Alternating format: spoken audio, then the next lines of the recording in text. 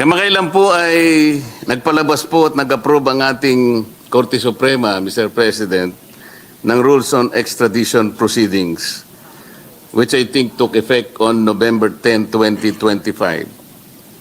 Tama po ba yun, Mr. President? That is correct, Senator Marcoleta. May I know, Mr. President, that or do these rules apply only when there is an existing extradition treaty between the Philippines and the requesting state? That the court administrator says yes, answers in the affirmative. In the absence of an extradition treaty, Mr. President, is there any legal process that the Philippines may rely on to surrender a Filipino citizen?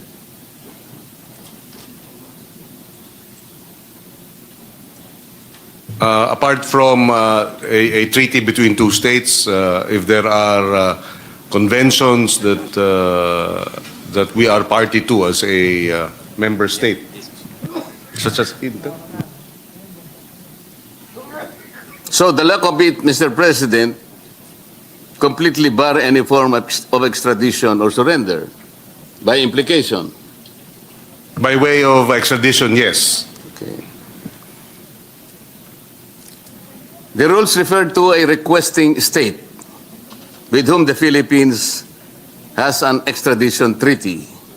If the requesting entity is not a state per se, Mr. President, such as the international tribunals, o sabihin na nating ICC, do these rules still apply?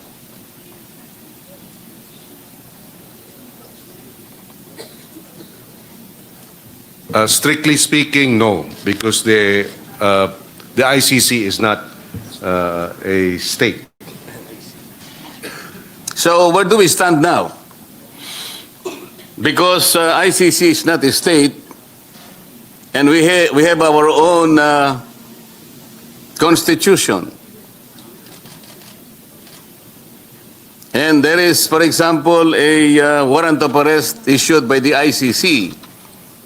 But under our constitution,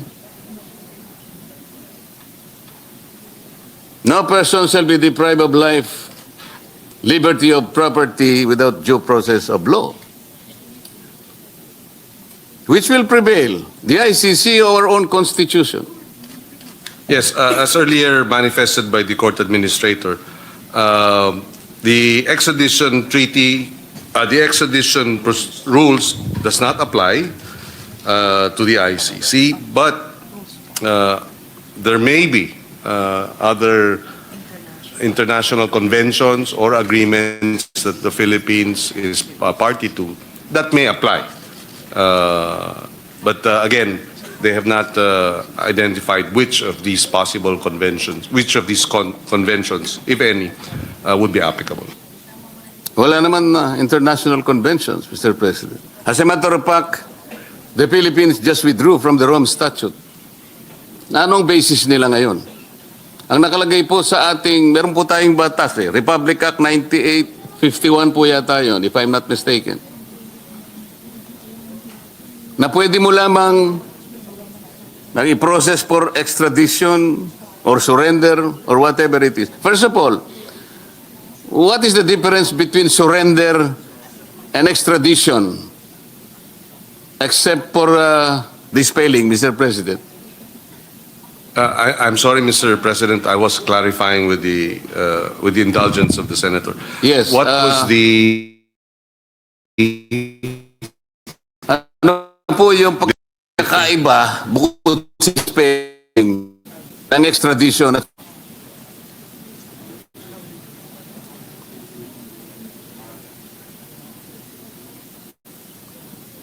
Well, the international humanitarian law is a law applicable to the Philippines, and it's between the state and its citizens as well as other parties, while the extradition treaty is a treaty between two states. So, surrender or extradition will take different meanings given these three or four different, how do you call it, rules. So rules on extradition proceeding will be, is defined thereat, while the international humanitarian law in terms of surrender under that law will also be defined by the provisions of that law. I'm sorry, Mr. President, if I will disagree. Yung extradition, mabagal po yun. Yung surrender, mabilis. Kaya po nang ginawa kay dating Pangulong Rodrigo Duterte.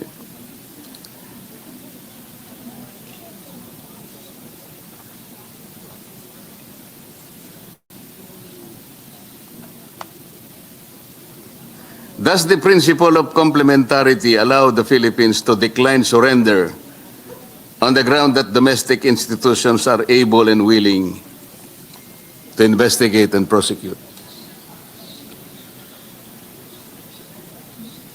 Yes, the court administrator is constrained to reply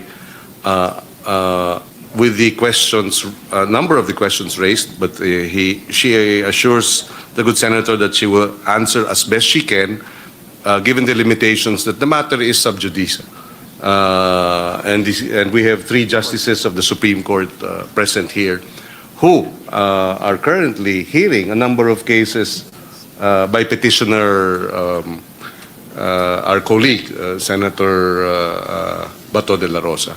So in that regard, they beg the indulgence of the good senator that it being subjudice, they would refrain from giving opinions outside of the rules on extradition proceedings.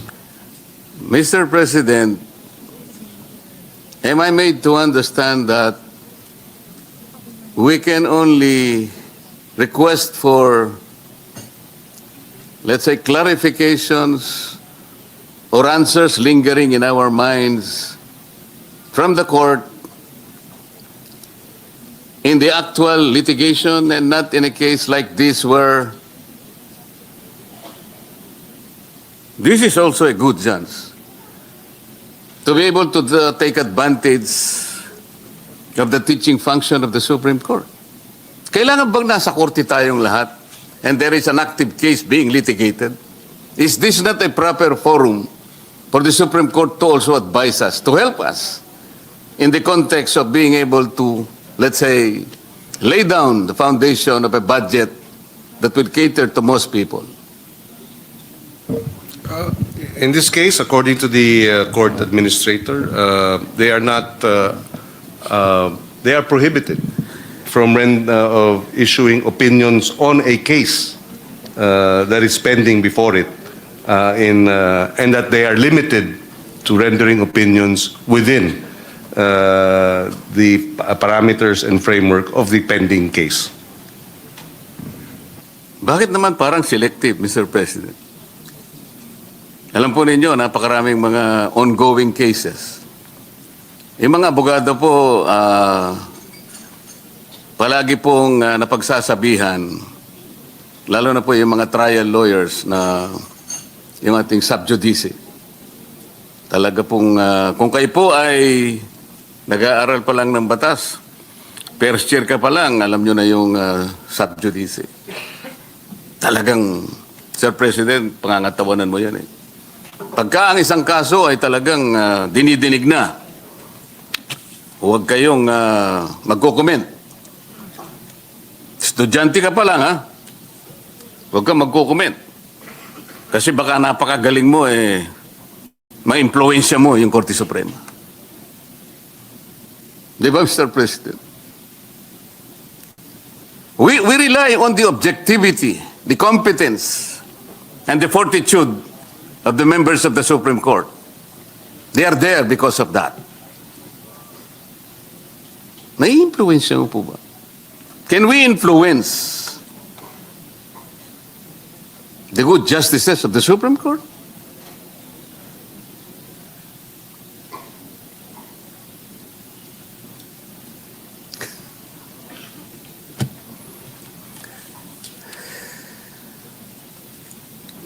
It is not a matter of whether the justices can be influenced or not, but more that if they issue opinions outside of the process that is of the case that is pending, that it may affect their standing in terms of the perception that they may be partial for one or another party. So therefore, they refrain from providing legal opinions on matters that are subjudice. Hindi po ganun ang aking pagkakaintindi, Mr. President. Ang mga justices ng Korte Suprema, kahit nasan sila, kahit nasa palengke sila, nasa punerarya, kung nasa man, hindi magbabago yun. Ang batas palaging ganun. Kahit anong sabihin natin, our opinion will not even matter. Ang pinag-uusapan natin ay kung paano tayo makakahingi ng konting tulong sa kanila upang lahat ng ating alalahanin ngayon para hindi nagtatalo-talo. Halimbawa, mabigyan nyo na kami ng pangunahing guideline. Halimbawa, bakit naman po kung halimbawa retired justice na ng Korte Suprema, aktibo yung kaso, pinag-uusapan pa lang. Meron silang column sa dyaryo. Pero nagsusulat pa rin sila eh. Pero sila yung unang nagsabi sa amin, wag ninyo yuyurakan ng subjudice. Mananagot kayo dyan. Pero kapag ka sila, dahil ba retiradong Supreme Court justices na sila, malaya na silang magkomento, ano yun tinuturo ninyo? Hindi rin nangyayari. Meron po mga double standards, Sir President.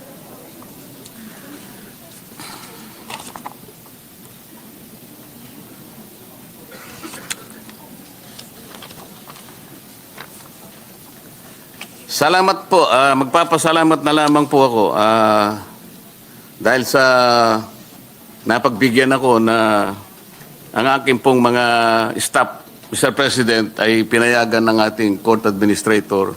Mabigyan sila ng pagkakataon na sa tulong po ng clerk of court ng RTC na pinag-uusapan natin, mahimay nila po yung mga dokumento para sa ganon ay masettle po natin ang usaping ito at madali nating matuntun po talaga ang tunay na pangyayari sa likod ng kontrobersy na bumalot doon sa isang notaryadong dokumento.